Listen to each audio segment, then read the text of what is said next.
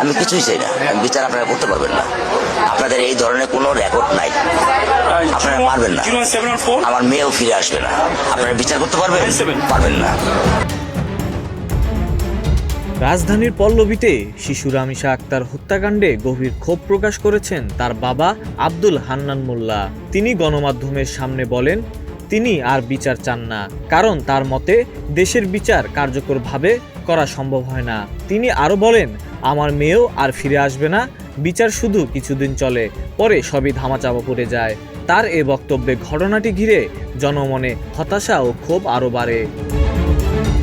এর আগে মঙ্গলবার রাজধানীর পল্লবীতে দ্বিতীয় শ্রেণীর ছাত্রী রামিসা আক্তারকে নির্মমভাবে হত্যা করা হয়।